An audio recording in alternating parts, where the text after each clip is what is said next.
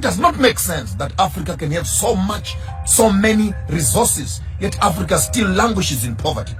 We have banks that we don't own.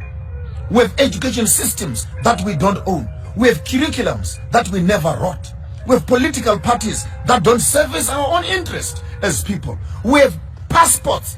They don't give us access to other countries. They have access to our countries. We don't have access into their own countries. And that's supposed to be democracy. They have embassies in our own countries, and yet they put the same countries in sanctions. What sort of a system are we talking about if we are to be addressing the issues of African democracy? African democracy is a crippled child who is sitting on a wheelchair, a paraplegic wheelchair. In as much as our countries are claimed to be democratic, they are not free at all. Our economies are ruled by the West. Our education is ruled by the West. Our medicine is given by the West. Our diseases are managed by the West. Our populations are managed by the West. Our technologies are imposed on us by the West. So which part of us can you say is democracy? The same countries, they sponsor a government, they sponsor a surrogate government, the government gets into power. After they're in power, then you put the same government in sanctions again. What do they want from us? These colonizers, what do they want from us? You wanted our gold, we took it. You wanted diamonds, you took it. You want our children and our body parts? You're harvesting. Africa is a harvesting ground of livers and kidneys and hearts. What do you want from us as a people? You took our art. You took our kings. Destroyed our civilization. Up to now, 400 years later, the colonizer is still watching to see how much more he can get away and harvest and pull and rape and take away from the African people. And all this comes under a big umbrella. Africa is going to become a democratic state. But in the midst of democracy, what democracy has been able to do more than anything else, it is to solidify the borders of segregation between nations. The border between Zimbabwe and South Africa, put more fences, put more dogs. The border between Zimbabwe and Mozambique, put more fences, put more dogs. The border between Zimbabwe and Zambia, put more fences, put more dogs. Botswana and Zambia, put more fence, put more dogs. And all these African countries walk around each other in funny little ties, flying around the countries, sitting around United Nations, Africa Union, and we are discussing issues of democracy. The first idea when Africa wants to discuss democracy is how do we restore the African dignity by destroying the borders that separate the African children. My grandmother is Shangaan, Mozambique, on my father's side. My grandmother is Venda, on my mother's side.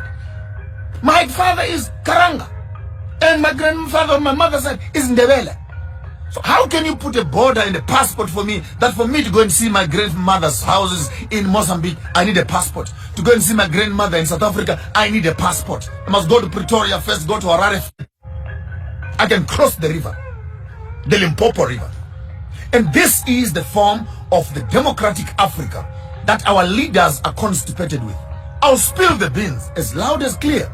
African democracy identifies a few educated, parodic Africans who become political parties. And they talk in cahoots with the funders, the colonizers. They walk into power not to help the African people, but to look after themselves and maintain the system for the colonizer. Insurance companies are in the hands of the colonizer. The banks are in the hands of the colonizer. Manufacturing industries are in the hands of the colonizers. The pharmaceuticals are in the hands of the colonizers.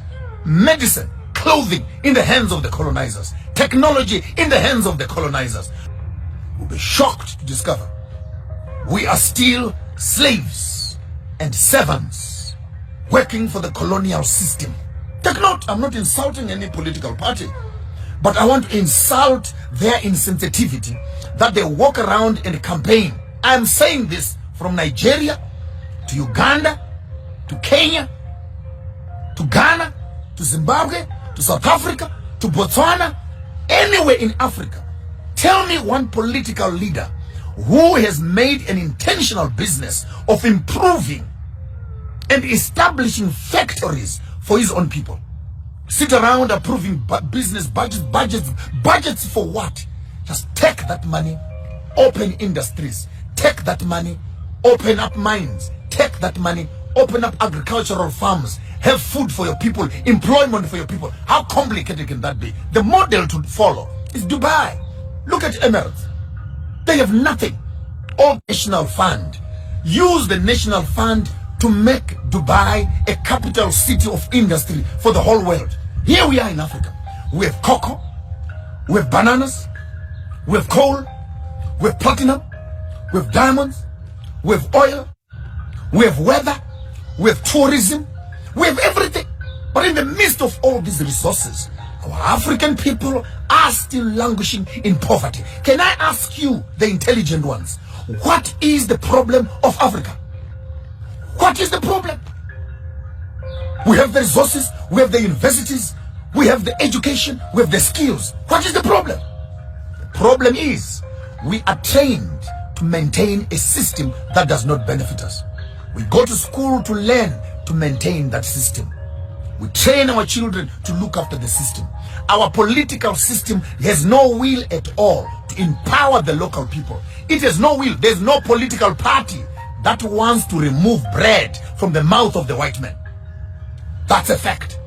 Because all these political leaders are eating with the colonizer.